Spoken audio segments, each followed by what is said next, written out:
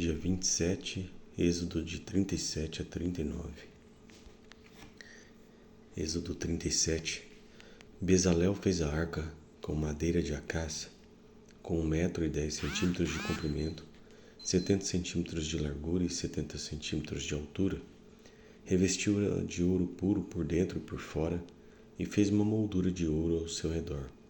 Fundiu 4 argolas de ouro para ela, prendendo-as aos seus 4 pés com 2 argolas de um lado e 2 de outro. Depois fez varas de madeira de acácia, revestiu-as de ouro e colocou-as nas argolas laterais da arca para que pudesse ser carregada. Fez a tampa de ouro puro com 1,10 m de comprimento por 70 centímetros de largura. Fez também 2 querubins de ouro batido nas extremidades da tampa. Fez ainda um querubim numa extremidade e o segundo na outra, formando uma só peça com a tampa. Os querubins tinham as asas estendidas para cima, cobrindo com elas a tampa. Estavam de frente um para o outro, com o rosto voltado para a tampa. Fez a mesa com madeira de acácia com 90 centímetros de comprimento, 45 centímetros de largura e 70 centímetros de altura.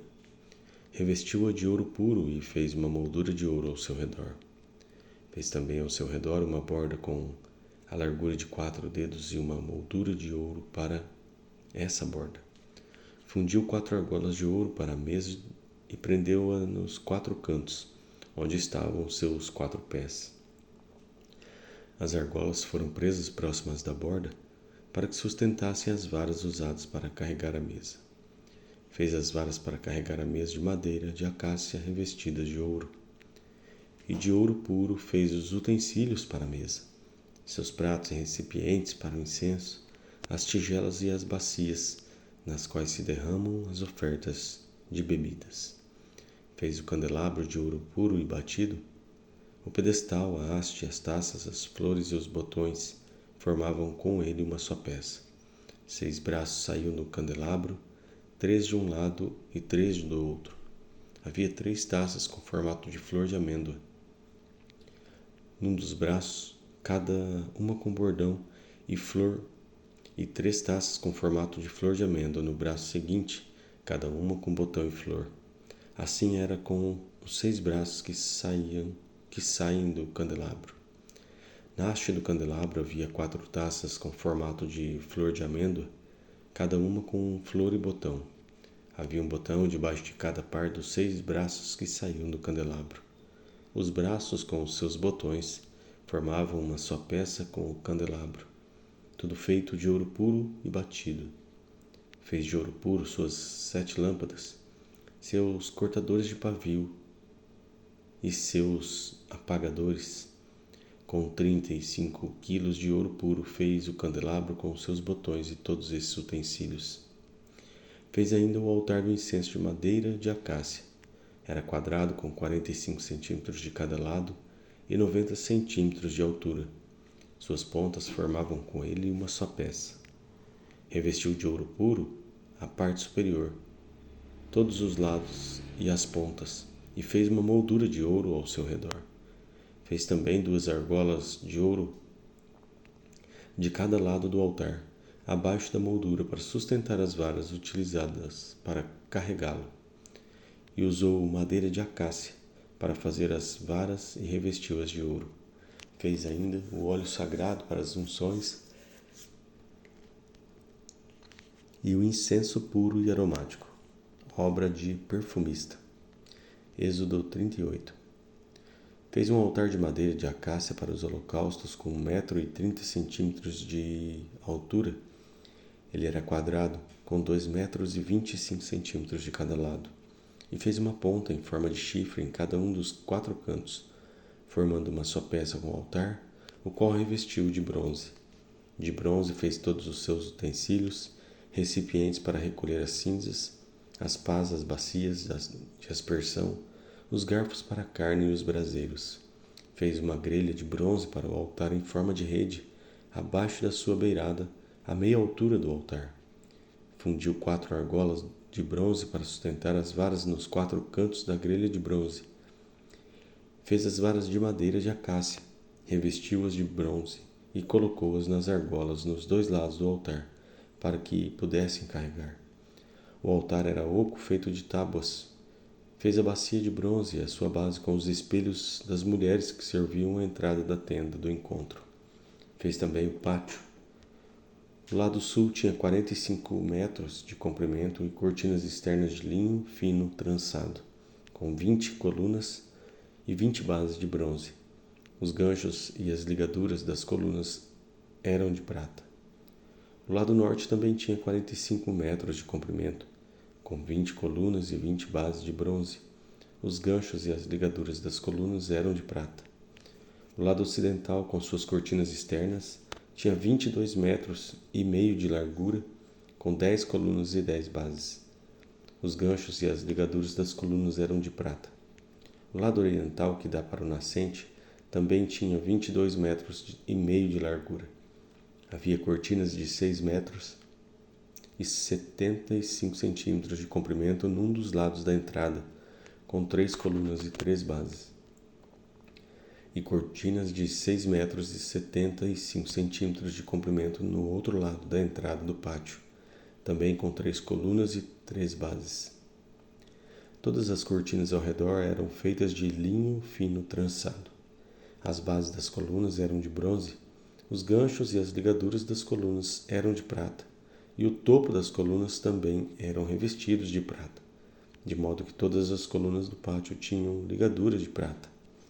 Na entrada do pátio havia uma cortina de linho fino trançado de fios de tecido azul, roxo e vermelho, obra de bordador. Tinha 9 metros de comprimento e, à semelhança das cortinas do pátio, tinha 2 metros e 25 centímetros de altura, com 4 colunas e 4 bases de bronze. Seus ganchos e ligaduras eram de prata, e o topo das colunas também era revestido de prata. Todas as estacas da tenda do tabernáculo e do pátio que o rodeava eram de bronze. Esta é a relação do material usado para o tabernáculo. O tabernáculo da aliança registrada por ordem de Moisés pelos levitas, sob a direção de Itamar, filho de Arão, o sacerdote. Bezalel, filho de Uri, neto de Ur, da tribo de Judá, fez tudo o que o Senhor tinha ordenado a Moisés. Com ele estava Aholiabe, filho de Aizamaque, da tribo de Dan, artesão projetista e também bordador em linho fino de fios de tecido azul, roxo e vermelho. O peso total do ouro recebido na oferta movida e utilizado para a obra do santuário foi de 1 tonelada, com base no peso padrão do santuário. O peso da prata recebido dos que foram contados no recenseamento da comunidade foi superior a 3,5 toneladas, com base no peso padrão do santuário, que era 6 gramas para cada um dos recenseados, isto é, para 603.500 homens de 20 anos de idade para cima. As 3,5 toneladas de prata foram usadas para fundir as bases do santuário e do véu. 100 bases das 3,5 toneladas, 35 quilos para cada base. 20 quilos e 300 gramas foram usados para fazer os ganchos para as colunas, para revestir a parte superior das colunas e para fazer as suas ligaduras. O peso do bronze da oferta movida foi de 2,5 toneladas. Ele utilizou para fazer as bases da entrada da tenda do encontro, o altar de bronze, sua grelha e todos os seus utensílios, as bases do pátio ao redor da sua entrada e todas as estacas do tabernáculo e do pátio em derredor. Êxodo 39. Com fios de tecido azul, roxo e vermelho, fizeram as vestes litúrgicas para ministrar ao lugar santo. Também fizeram as vestes sagradas de Arão, como o Senhor tinha ordenado a Moisés. Fizeram ainda o colete sacerdotal de linho fino trançado e de fios de ouro e fios de tecido azul, roxo e vermelho, e bateram o ouro em finas placas, da quais cortaram fios de ouro para serem bordados no linho fino com os fios de tecido azul, roxo e vermelho, trabalho artesanal. Fizeram as ombreiras para o colete sacerdotal, atadas às 2 extremidades para que pudessem ser amarradas. O cinturão e o colete por ele preso foram feitos na mesma peça. O cinturão também foi feito de linho fino trançado, de fios de ouro e de fios de tecido azul, roxo e vermelho, como o Senhor tinha ordenado a Moisés. Prenderam as pedras ônix em filigranas de ouro e nelas gravaram os nomes dos filhos de Israel, como um lapidador grava um selo. Então as costuraram nas ombreiras do colete sacerdotal, como pedras memoriais para os filhos de Israel, como o Senhor tinha ordenado a Moisés. Fizeram o peitoral, trabalho artesanal, como o colete sacerdotal, de linho fino trançado, de fio de ouro e de fios de tecido azul, roxo e vermelho. Era quadrado como um palmo de comprimento e um palmo de largura, dobrado em 2. Em seguida fixaram nele 4 fileiras de pedras preciosas.